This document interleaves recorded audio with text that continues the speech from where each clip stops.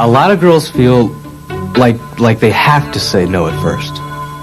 After a while, I stopped struggling. He was hurting me, and I was scared.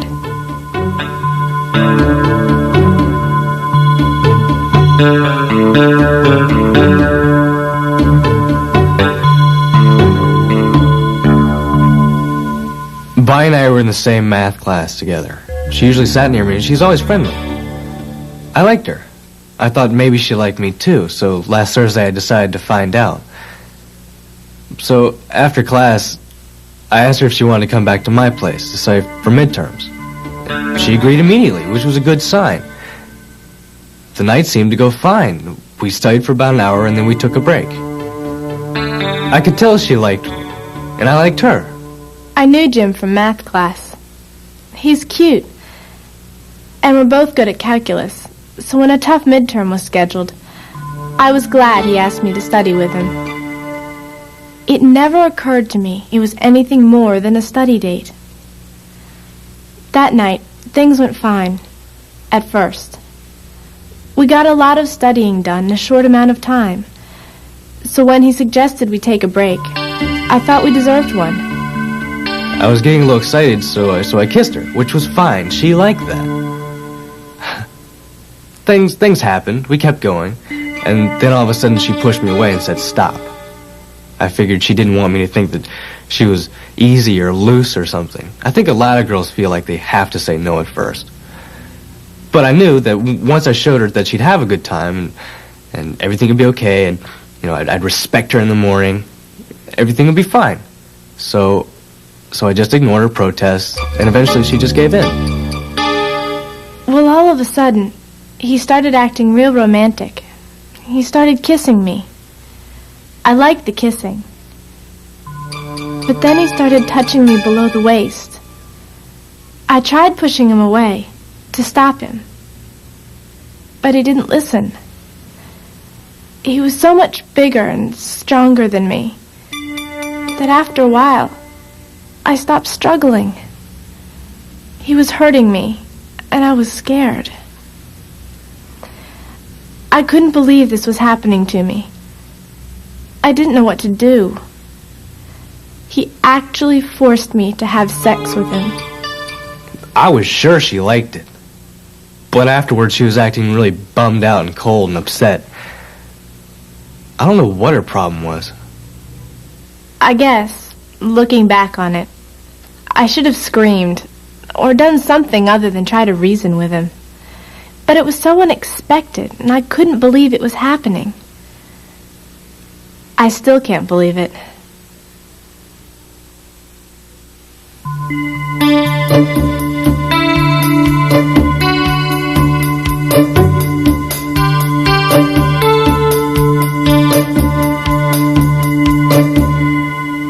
I've made some really good observations about how people could be more careful to not only avoid being a victim of date rape, but also avoid being accused of date rape. One girl had rug burns on her back from the guy dragging her across the floor, but it didn't actually get to the rape portion. My view is when a woman says no, she means no. If you're going out on a date, that doesn't necessarily mean that you're going to sleep with somebody. In dealing with sex, I was confused, and I thought that the relationship was going to go further than it was. It didn't, but we're still friends, and, I was angry. I felt that, well, gee, this relationship has gone on, and I want to have sex, but she didn't want to have sex. So, I'm a big boy, I had to get over it. It's like the third date thing. If you don't want to sleep with the guy, then you just avoid the third date. I think that oftentimes with date rape, as opposed to a violent rape or an assault, you have conflicting ideas about what actually took place by both parties. I think that during a date rape, sometimes the female, in the case that I'm talking about, will feel that she was taken advantage of, or that she was raped, whereas the male will feel that he was just doing what she wanted, or what was to be expected in that situation. Hi, my name is Fred Nash. I'm a resident director and counselor for a major university. With me today is Cherie Russ, who's on the board of directors of Interact, a rape crisis center. Cherie is also a spokesperson for that agency on the issues of sexual assault and domestic violence. Thanks for joining us, Cherie. I'm glad to be here, Fred. Now, as you may have guessed from watching the previous vignettes, we're going to be talking today about the issues of sexual assault and rape. What comes to mind when you hear the word rape? Well, if you're like most people, you think of dark alleys and strangers lurking behind bushes ready to attack. Rape is something that happens to other people. Well, you might be surprised to learn that in many cases, it's not a stranger that commits the crime of rape, but an acquaintance.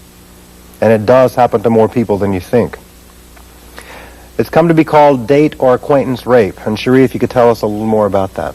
Yeah, the actual definition of date or acquaintance rape, and we use those terms interchangeably, is forced, unwanted sex committed by someone who the victim knows or even trusts. And as you mentioned, it happens a lot more than you would think. The FBI statistics are that 1 in 3 women will be raped or sexually assaulted at some time in her life. And vast majority of those reported rapes, 60%, are committed by someone who the victim knows. And the majority of those victims are women 15 to 25 years old.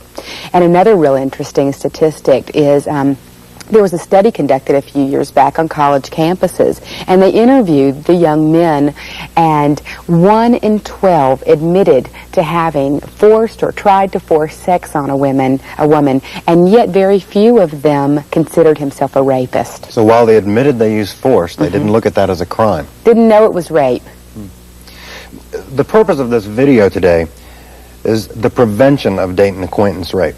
And throughout the video, we'll be seeing some scenes and discussing some of the basic issues and causes underlying date and acquaintance rape.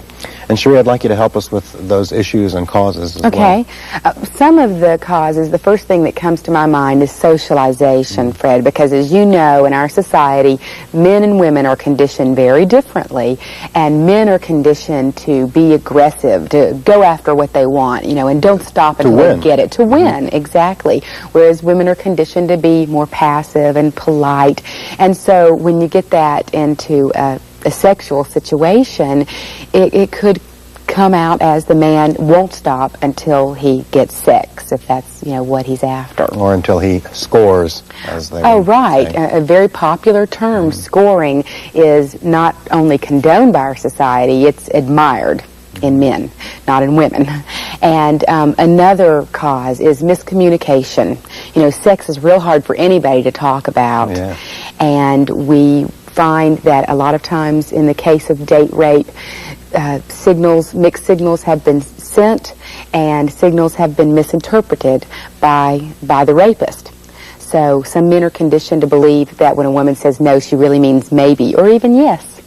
Now, with prevention in mind, Cherie, what's the first big step, the main thing that we can do to prevent date and acquaintance rape? The first step is awareness, just being cognizant of the potential for date rape. And if you'll think about it and do your best to understand how it occurs, you'll be a step ahead of the game in terms of dealing with this issue. So awareness is what I call key. In order to start increasing our awareness, we'd like to take a look now at some of these real-life commentaries and some more of the dramatic reenactments for you.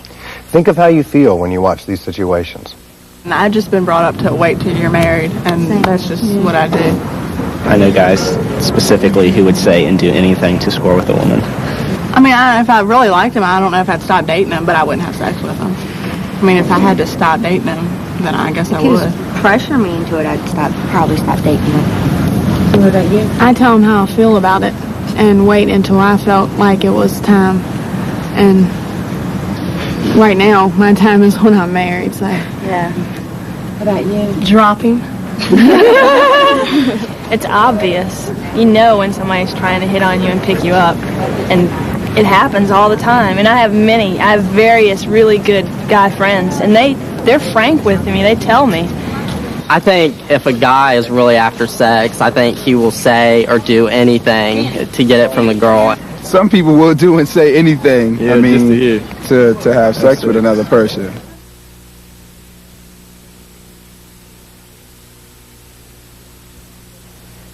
I never thought this would happen to me, especially with Charlie.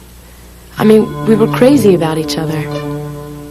We kissed a lot, and I liked that, but we never even talked about sex. The night it happened, we were celebrating our 3-month anniversary. I had just gone out and bought this great new outfit. When Charlie came and picked me up, he brought me some flowers. He got some champagne, and we went down to the lake and drank the whole bottle. And then we went out to this really nice restaurant that was pretty expensive. And we were having a great time. Charlie had planned out the entire evening, and afterwards we went over to his parents' house because they were out of town. I would have felt more comfortable if we could have been around other people, but I didn't say anything. Then he turned on the music and fixed me some drinks from his father's liquor cabinet. I started to feel a little bit uncomfortable, but we'd been having such a great time. I just didn't want to say anything, so I just ignored it. And then when he came and sat down next to me on the sofa, it felt good to sort of snuggle up against him, and the drinks had made me a little drowsy. Then he started kissing me and telling me how beautiful I was. Then he started getting really excited and doing things to me that he'd never done before. I didn't want to hurt his feelings, so at first I just sort of tried to laugh and push his hands away. But he just got more excited, and he's so much stronger than me that when I tried to push him away, it hurt. I was so scared. It was like everything that I did, all my struggles, he didn't even hear me. When it was all over, Charlie just acted like nothing was wrong. He couldn't understand why I wanted to go home. He's called me, but I don't even want to talk to him. I worry that he said something to his friends and that people are talking about me. I was so excited about dating Charlie, and now I never want to go out with a guy again.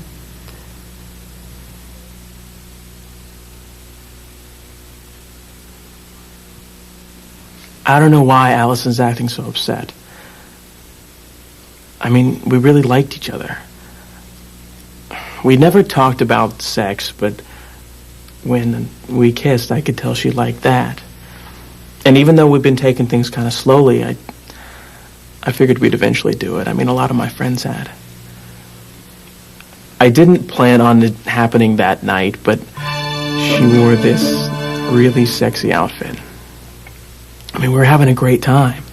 We'd had some champagne, and she was laughing and flirting and being very affectionate. You know what I mean. And hey, I dropped a bundle of money at dinner, and it was at the restaurant that I started thinking that maybe this was going to be our special night. I kind of took charge of the situation.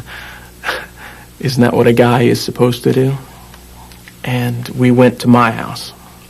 My folks were out of town. And to keep her in the mood, I fixed a few more drinks and put on some music. She looked inviting sitting there on the couch, and when I sat down next to her, she immediately moved against me. We started kissing, and I could tell she liked that. And I got turned on and started touching her, and even though she was pushing my hands away, she was laughing. I figured that she didn't want me to think that she was too easy, and she wanted me to persuade her. Anyway, when she was struggling and saying no, I was sure she really meant yes. Then when it was over, I realized she seemed upset and wanted to go home. Now she won't even talk to me or even look at me at school. I'd like to keep seeing Allison. I don't know why she's acting this way. It's not as if I raped her. I think you'll agree that's a powerful and tragic situation, made all the more tragic in that it seems to happen more often than we think. Mm-hmm. You know, I couldn't help but be struck by Charlie's last line. It's not as if I raped her or anything. I mean, help us to understand the situation. Well, it's first important to realize when a woman can be vulnerable, and these situations most often happen when a woman is alone with the man. So anytime that a woman goes to a man's room or gets into his car alone with him, she's putting herself into a vulnerable situation. And it's not to say that date rape can't occur when there are 50 people downstairs and you're upstairs. It can, but it just most often happens when you put yourself in that vulnerable situation of being alone with a man. I noticed that alcohol was mentioned quite a few times. I believe they drank a bottle of champagne on their way to the lake, and Charlie even says, I made her some drinks to keep her in the mood. Right. Alcohol can be a real significant factor when it comes to date rape from the standpoint of it clouds a person's judgment, and it might be too late when a woman realizes that she's in a difficult situation because she wasn't thinking clearly before when it got to this point. So alcohol and drugs could be a major factor. And also there are cases where alcohol or drugs can make a man more sexually aggressive than he might have been otherwise. So it's just kind of setting yourself up for danger. Now, we had talked earlier about miscommunication, and we just saw some really good examples of those mixed signals. And you saw where Allison just thought that she was being nice and being friendly, and Charlie was interpreting her signals as an invitation to sex. You heard him say, I thought this might be our special night, because of the way Allison was behaving. And men need to know that that flirtation is not necessarily an invitation to sex. And if they're able to talk, as one would have hoped Charlie and Allison could do after 3 months, they could have talked about these things, and he would have known how she felt about sex, and she would have known how he felt about sex. You would think so, but it's very common not to have. And as we talked about before, sex is a difficult thing for anybody to talk about. But you bring up a good point that it's very important for both partners to examine their sexual feelings, and especially for the woman to determine her sexual limits, to set those and to be sure and communicate them real clearly to her partner. But she can change her mind if she chooses to. Sure, she may decide somewhere down the road that she is ready for more. What happens more often, however, is that no limits have been set. And so she's kind of making up her mind as she goes along, and as things have progressed, she decides she's not ready. The man feels that he's been teased and that he's entitled to sex. Led on, exactly, you hear that. And so so that's getting into some dangerous water. We spoke earlier as one of the main issues surrounding date and acquaintance rape being socialization. It seems that you can see a lot of examples of that in this scene.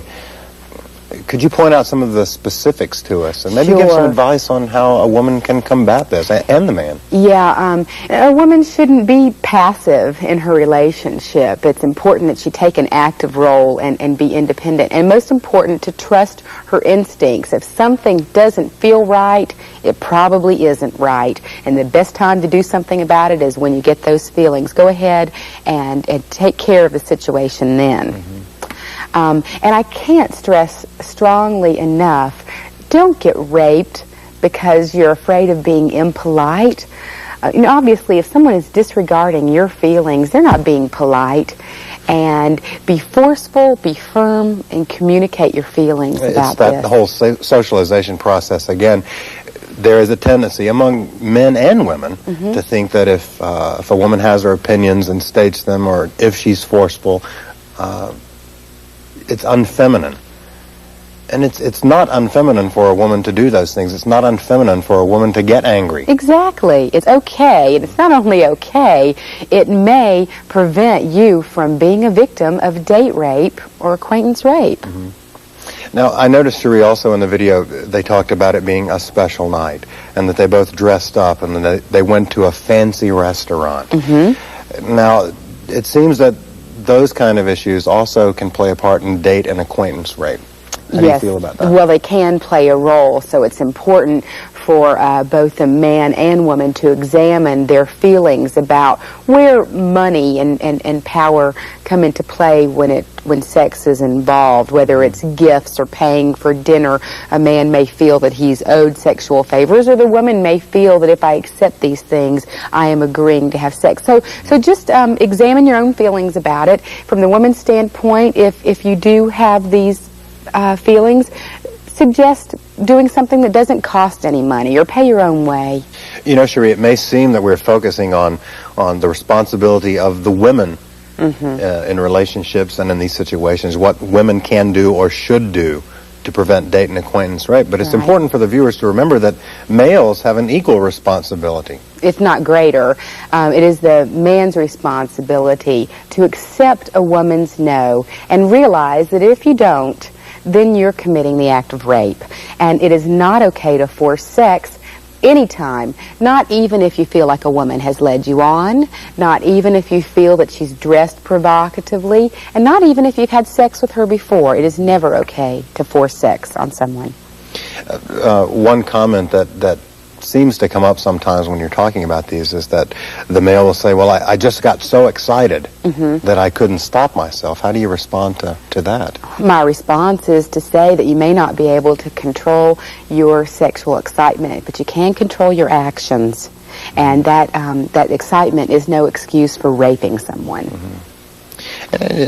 Men should probably also realize that just their physical size and things can be intimidating to women. It can be, and it's important for a man to be aware that that may be an overpowering, frightening thing to a woman in itself. Okay. Why don't we take a look at these videos? It's difficult because, I mean, it comes from, you know, the stereotypical locker room talk and all of that, you know, but you have, you know, men who are your peers and they see you going out with a certain, you know, woman and saying, oh, yeah, you're friends or whatever, what's happening, you know? And so what'd you do, you know? And then you're sitting there like, well, I didn't do anything. They're like, oh, man, you know, you wasted all that money. You could have spent it on us. I think that if he was planning on spending a huge dinner on me and then taking me back to my room, then I just tell him no, thank you, and write him a check or something. I don't know. Just because he spends a lot of money on you, you shouldn't feel pressured to do what he asks Exactly. you to do. Because I feel that as long as you have a good time, then it doesn't matter how much money he spends on you. Just as long as you have fun. And you have a good relationship and you feel good about each other. My best friend in high school was raped at a party. She got drunk and passed out on the floor and woke up kind of in the middle of being raped and didn't know what to do, and she was still drunk, so she just passed back out. Most of my friends are pretty lucky that have gotten involved with that stuff and it hasn't happened to them. Well, I know a good friend of mine had that happen to her, but I mean, you got to feel sorry for her, but it's also her fault. I mean, she shouldn't have tried, she shouldn't have been drinking.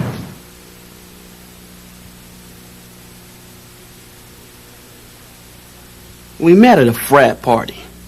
Yeah, I had a lot to drink, but so had everybody else there. Kim had came with, I think, a group of girls from St. Mary's, so all the guys knew that they were still in high school. She was pretty cute, so I decided to, give her a little attention. But I wanted to get away from the girls because I didn't want Sally talking to her about me. She seemed a little uptight at first, so I encouraged her to have something to drink, calm her down a little bit. But then she started talking a lot, but I really didn't pay much attention to what she was saying until she started responding to my compliments.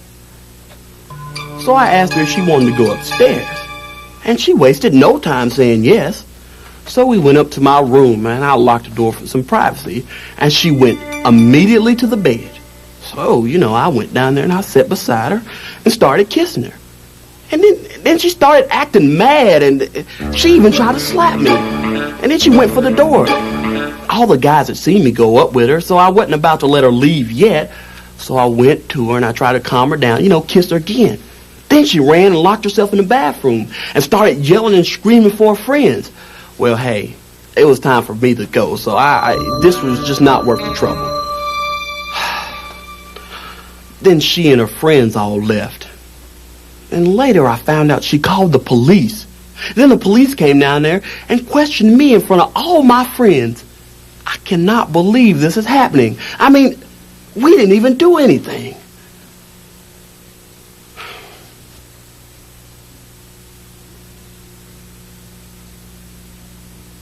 was my first college party. My friend Sally talked us into going.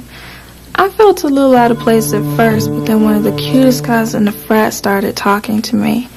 Out of all the college girls there, he singled me out. My friends were eating their hearts out. David seemed sweet at first, bringing me drinks and flattering me. He even told me I was the sexiest girl there. But looking back on it, he really didn't listen to what I said, and he kept rubbing my neck and touching my waist and seemed really irritated when I talked to my friends. The party was really crowded and hot, and I was feeling pretty drunk, so when he asked me if I wanted to see the rest of the house, I said yes. He took me straight to his room, and I really needed to sit down. The only place was the bed. Then he came over to the bed and pushed me down, and he was all over me. I got scared, and the buzz had definitely worn off. I managed to push him off and slap at him, and I ran to the door, but it was locked. He grabbed me from behind, and it hurt, and he tried to kiss me again. I managed to run and lock myself in his bathroom. He started pounding on the door, and I got mad and started screaming at him and for my friends. I heard him leave, and after a while I found my friends and we left the party. The next day, my mom noticed the bruises on my arms, and after talking to my parents and some friends, I decided to call the police. Now I have to decide if I'm going to press charges. It's a hard decision, but what he did isn't right. I don't want him to do it to somebody else. You know, Sheree, one of the things that strikes me about this scene we've just viewed is that although these two young people do know each other, they are acquainted, they've just met at this fraternity party, I believe it is. Now they found themselves in a bad situation. What might they have been able to do? What might the woman have been able to do to keep herself from being in that situation? That's a good question. She could have been aware of some telling signs in his behavior. You noticed in the vignette that David mentioned becoming irritated when Kim talked to her friends, and that he also said he paid little attention to what she had to say. And both of those things are very strong signs of a lack of respect for women. And in addition to those, some other things to look for would be signs or shows of aggression toward women. Invading your personal space. Yes, he said he was putting his hand on her waist, or she said he was putting his hand on her waist and rubbing her neck. That's right, and she was obviously uncomfortable with it, but it didn't stop him from doing what he wanted to do. And so those are a few of the things that a woman could be aware of and just notice in the behavior of a man. Okay, now these two people have met at this party. But say, for instance, two people meet in a classroom. Right. And one of them asks the other out on the date. The man asks the woman out on a date, but she really doesn't know him. What kind of things should she do, or can she do? She could ask around among their friends and pay attention to things that she hears about him. You know, maybe even rumors, especially if they are of a nature that would tend to indicate that he shows aggression or lack of respect toward other women. And what other things? Maybe, for instance, pay attention to where they're going? Or? Oh, sure. Have a say in it. You know, like we talked about before, don't take a passive role, take an active role. Know where you're going. Tell a friend where you're going to be, or a family member, and be wary of any last-minute changes to the itinerary for the evening. You know, David makes the comment in this video that's very telling when he says, my friends had seen her go in with me. I couldn't just let her leave. Yeah. You know, he's worrying about impressing his friends. How do you respond to that when a young man feels that way? Well, I would respond by saying that it is okay for a real man not to score with a woman, and that just because a woman doesn't want to have sex does not mean that she's rejecting you as a person. And especially when the alternative is forcing yourself on a woman, because forced sex is not lovemaking, it's rape, it's an act of violence, and it brings to mind a real good analogy that I think illustrates it very well. It's using the penis as a weapon, much like if you know, I were to hit you over the head with a rolling pin, would you say I was cooking? No, you know, of course you wouldn't. That sounds absurd. And so it's important to remember that it's never okay to force sex on another person. Intoxication is not a legal defense against rape either. He also makes the comment that he finally gave up and quit pursuing her because it just wasn't worth it for all that trouble. He doesn't know how right he may have been in that situation. That is a very good point, because the law is taking a much harsher view of rape these days, and you know, getting the sexual gratification that he may have felt would be the outcome certainly wouldn't be worth spending time in prison. One also notices that I believe she is in high school and Right. he's in college, so there's an age difference there. What can you say about that? I'd just say that a young woman may want to think about some of the disadvantages of going out with a man who's much older than she is, because he's going to be a lot more experienced and may even have different standards and different ideas about what is sexually permissible. That's interesting. Yeah. Okay, thanks. Now, let's move on and look at a few other scenes. Most guys that hear about date rape trials automatically assume it's the girl's fault. You know, they got themselves into this problem and now they're blaming the guy. They're trying to ruin the guy's life. And there are a lot of bad things that happen to guys. I mean, you know, if a guy is in college, he can lose his scholarship, he can get kicked out of school. A rape conviction will ruin a guy's life. Flirting is fun, but I think that there has to be a line drawn. I do it on and off, and it is fun. But sometimes guys interpret it different ways, and so you have to have communication, I guess. That's the most important thing.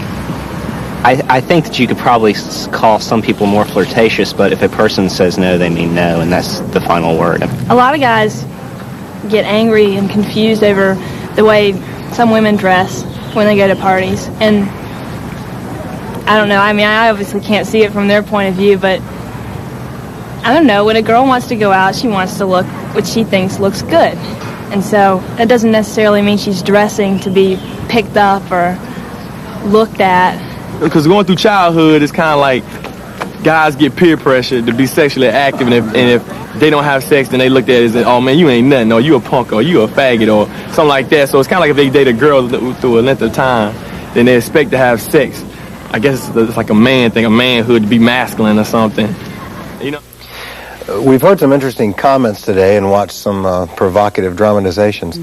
We hope that they've given you some food for thought, and we hope that you do spend some time thinking about these very important issues which could affect you and your friends soon, if not already, if they haven't already. To sort of summarize and wrap things up today, Cherie, suppose you're going out with a person and you're just not sure about them. You just don't know them well enough. What kind of things can you do to avoid date and acquaintance rape? There are quite a few things that you can do, Fred. First of all, you can double date or group date. Just be sure and not go to some secluded place with a person you're uncomfortable with. Stay around a lot of people. Yeah, right. Don't invite them into your home or room, and maybe don't go alone to their home or room. And if you do go out someplace, make sure that you've got your own transportation. That's interesting. Or, you know, to have taxi fare so that you could get back if you needed to get away from them. Okay. Now, what can a person do? I know this is a sticky issue because some people seem to feel that it's not safe to try to resist a rape.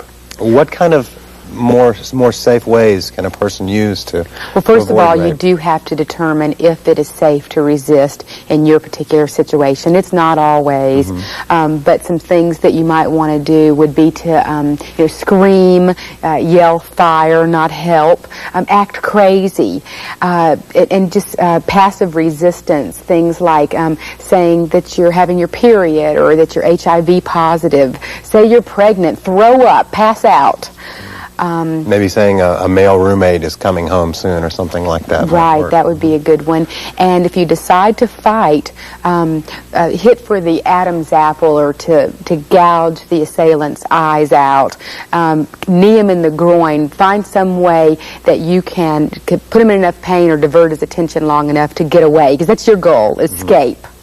Not to beat the person up, but to get away. Right. And I suppose you would say that if the person is armed, do what?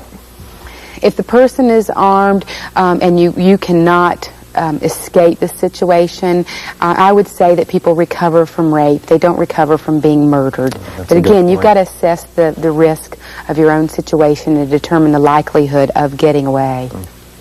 And finally, I'd like to say that rape is a very serious problem for women, but women do not cause rape. It's the men who rape who are the problem. Cherie, thanks for joining us, and thanks for your comments today. Thank you for having me, Fred.